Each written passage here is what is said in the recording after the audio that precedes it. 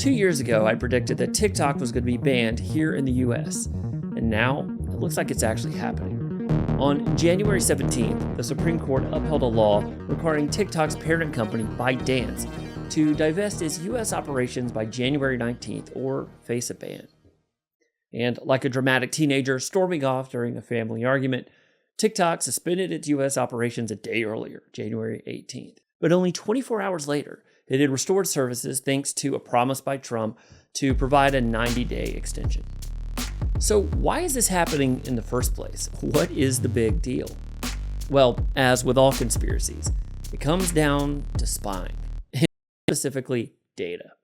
ByteDance is a Chinese company, and therefore they operate under China's Great Firewall, which is a charmingly Orwellian system in which companies are required by law to share their data with the Chinese government. China's data policies have been the subject of countless human rights allegations and, violations all throughout the years. And this is also why US and other global companies have found it extremely difficult to do business there. Google, for example, left China back in 2010 directly because of their censorship and data policies.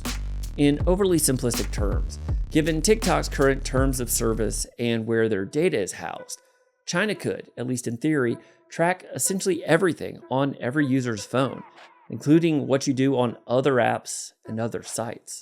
But wait, there's more. It's not just about spying. It's also about propaganda.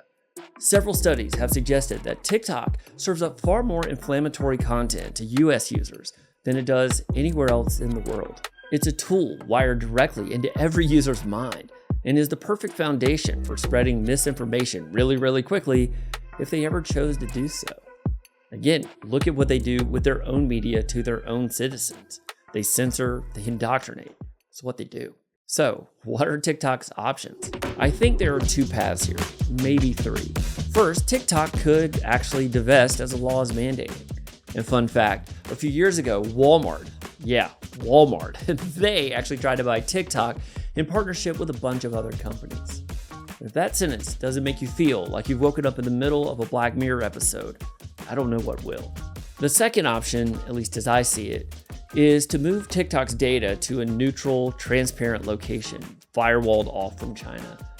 But asking China to be transparent is kind of like asking your cat to file your taxes. I mean, it's hypothetically possible, but nobody's ever seen it happen. With all of this, though, it's really important to realize and remember that TikTok is a global company, and they're expanding kind of everywhere. Last year, in fact, they had $18 billion in revenue, which was up 67% from the year before. And though, of course, the US market would be lovely to keep, the reality is that the market's only about 20% of their user base. So even if TikTok continues to be banned, ByteDance is still going to be thriving and rolling in the cash, or the yuan, as it were. But back to the beginning. The real issue here isn't so much about money as it is about data. Because in our AI-driven future, data is going to be the uranium for both our cultural and physical warfare. Controlling it is everything. So while TikTok may well cut a deal and dance its way out of this mess in the next 90 days, the fact is that this just isn't about this one app or this one moment. Instead, it's about the increasingly messy overlap between politics, big tech, and national security. And let's be honest, real-life drama is always way messier than whatever's trending on social in the first place. We'll see where all this goes. Let them have it. Yeah.